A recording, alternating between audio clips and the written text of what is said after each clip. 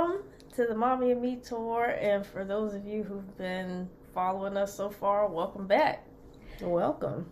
Our second stop is going to be ballet. And before we get into the story portion, we'd like to open up in prayer. Lord, thank you so much for giving us the opportunity to share our testimony.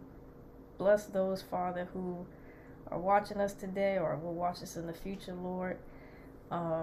Let your will be done in this space and time on earth as it is in heaven, and in us as it is in heaven. In Jesus' mighty name, amen. Amen. All right. Ballet, let's get into it. Mom met a young woman at church who was teaching ballet classes from her home, and she signed me up for this woman's class. Later, my mom told me that I'd be taking ballet class.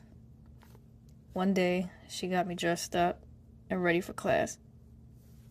At first, I was excited to learn something new, and I thought it would be fun. Then, when I'm there, the other girls in class are being stuck up and rude. Plus, when we started stretching, it hurt my legs. But the stuck-up girls really turned me off. I thought to myself, this isn't even fun. Everyone is stuck up. Forget this. So when I told my mom I didn't want to be in it anymore, she had a bit of pushback. And I said, this is your dream, not mine. I guess I thought she was putting me in something that maybe she didn't get a chance to be in. But ultimately, I just didn't want to be around a bunch of stuck-up girls taking the fun out of dance class. Mom agreed not to take me back to that class. Alright, so that was ballet, and I'll be honest, I was really young, so I didn't have a whole lot of thought too much. It was just simply I didn't really like being around,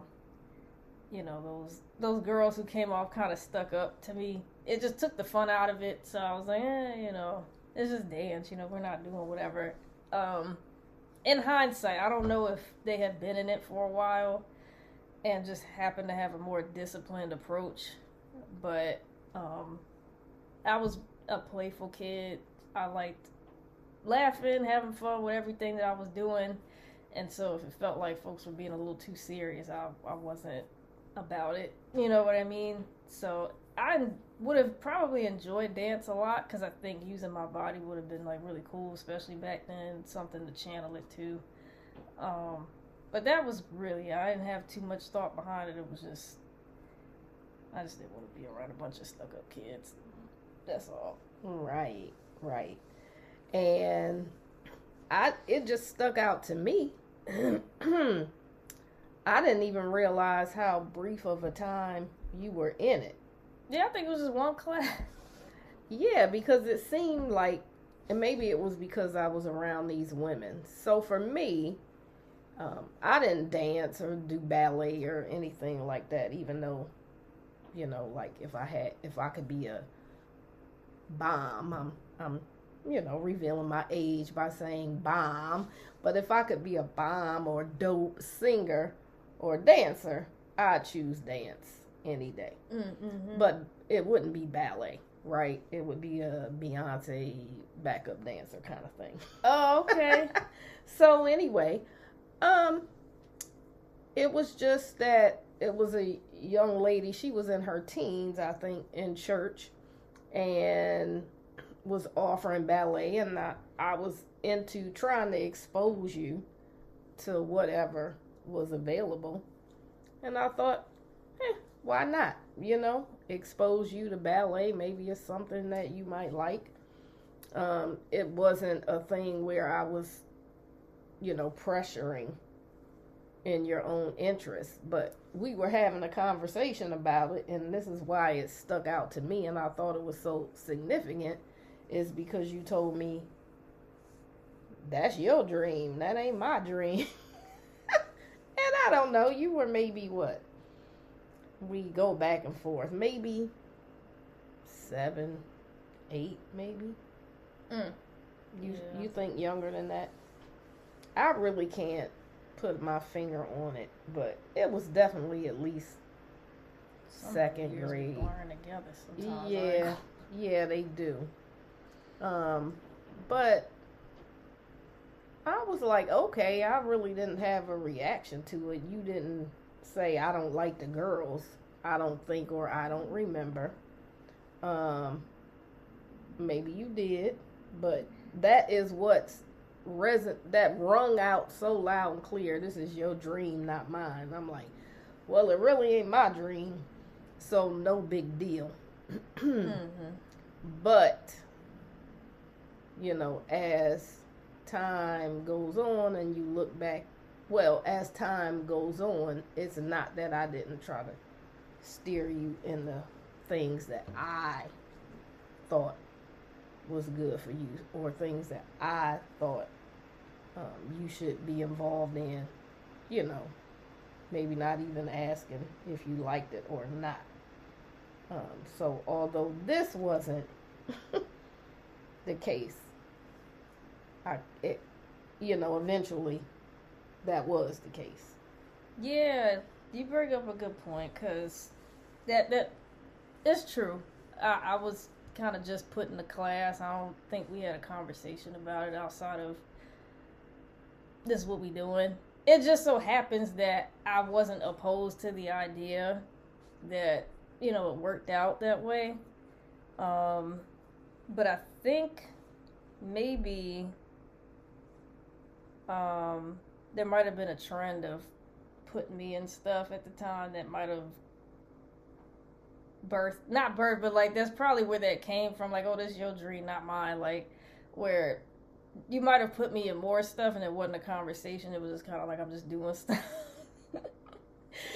You know, because and so that might have been where it came from. But yeah, you know, again, I was a little kid, so you know, not to say that discredits how I was feeling. I just didn't have a whole lot of thought from what I remember. It just kind of came out, and that might have been why it came out like that. The main thing was because I just didn't want to be around them stuck up little girls. You know what I mean? That was it. Because I was trying to be cool and nice with them, but nobody was talking to me. So like, okay, yeah, okay. So it was a negative experience within it, but it's not that it wasn't interesting to you. All right, you brought up something that made me think.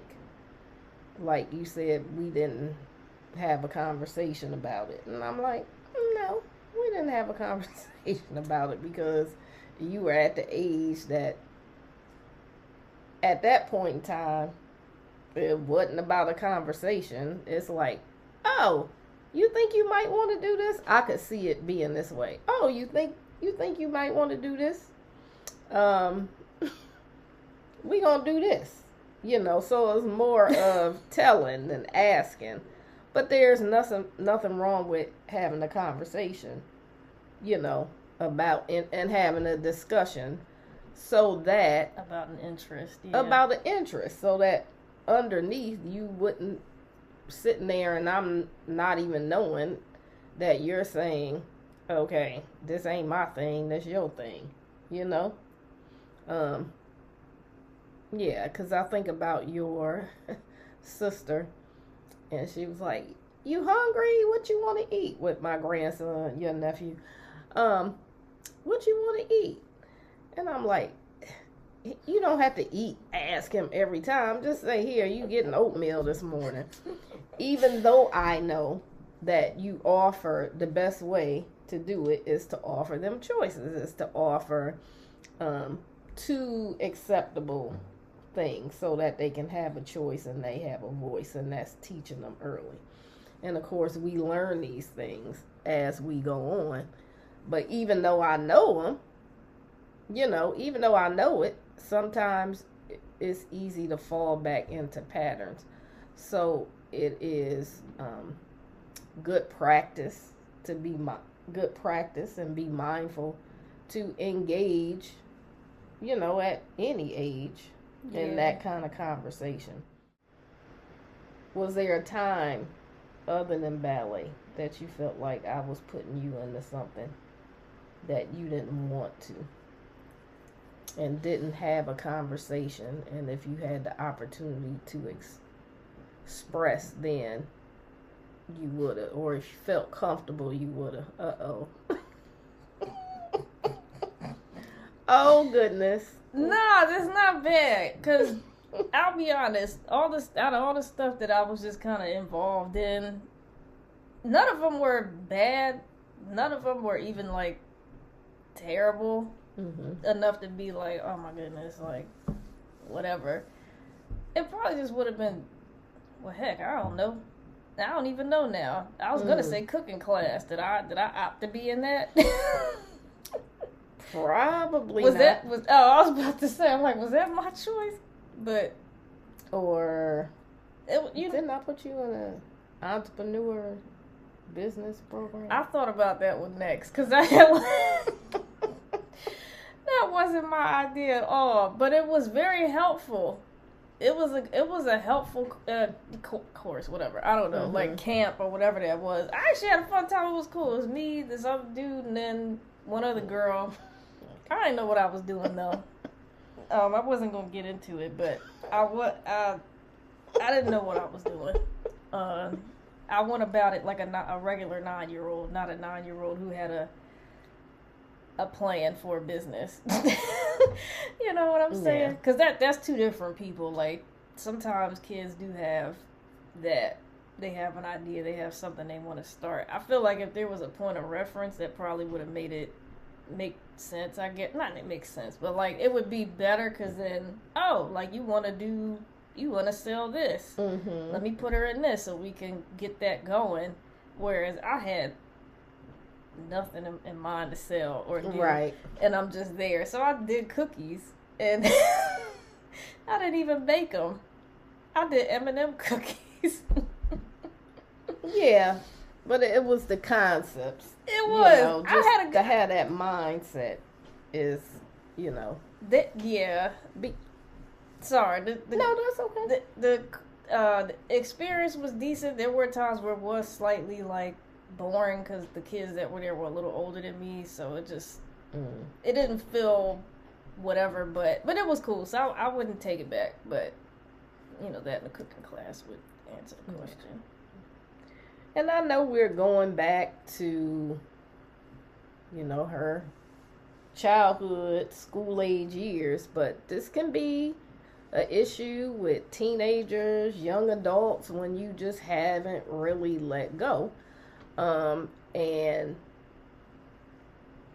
And maybe it doesn't seem like you're trying to run or plan or project manage, you know, your son or daughter's life, but it can breed resentment and disconnect, which is what I think happened with us. You know, a seed was planted there. You know, you have to give although you did have, you know, the art class, you know, we tried, when that became clear that it was an interest of yours. I'm laughing at myself with that one, because I came up in there and was like, I already know how to draw. Why am I sitting here learning how to draw? I don't know. I guess I must have been rebellious or something back then. I don't know. I'm like, I don't necessarily regret it. I wish I would have sat there and learned, but that was my mindset at the time.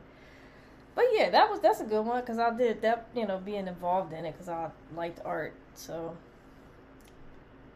a lot of conversation, you know, if we probably say that in every episode, just conversation and communication, because how can you even create an environment for your child to explore their interests and their desires and, you know, God's unique design if you don't communicate, you know? Yeah. And you know, I noticed that sometimes when I'm picking my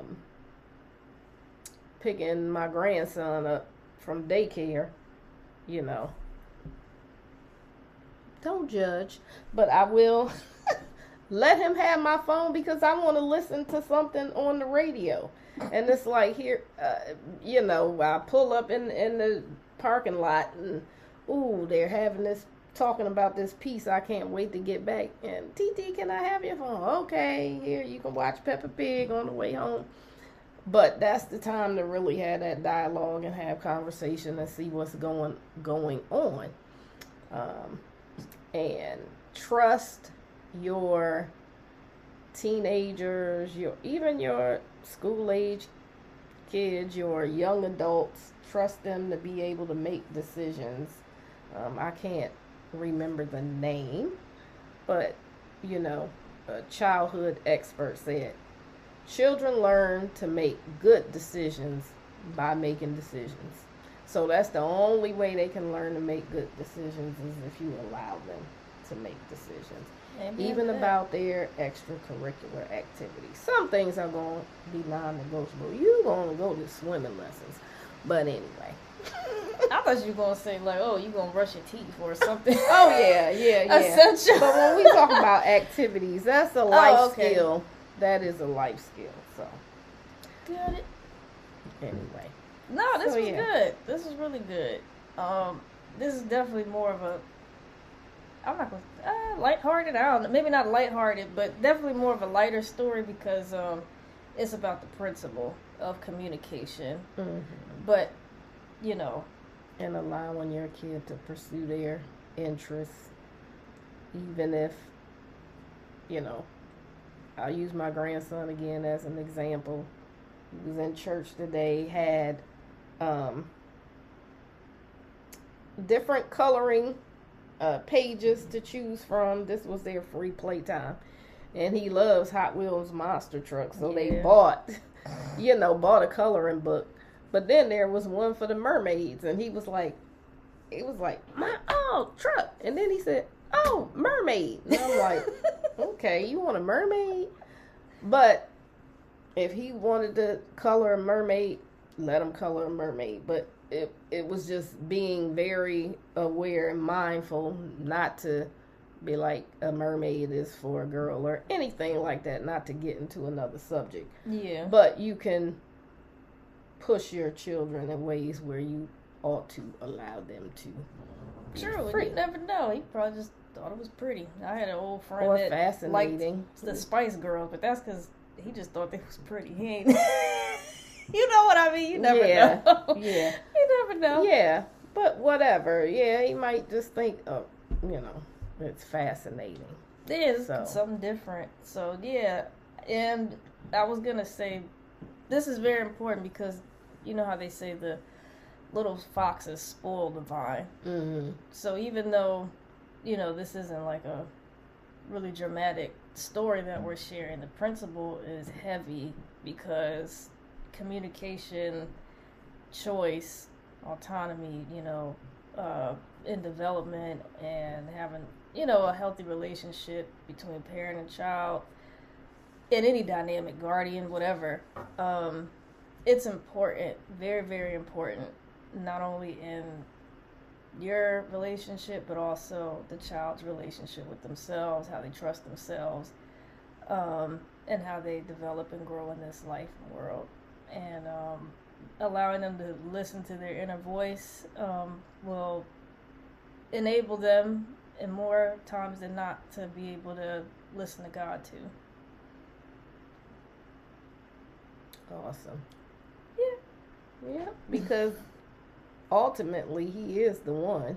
We have in our mind what we think is best, but ultimately he is the one who designed you your own unique way with your own interests.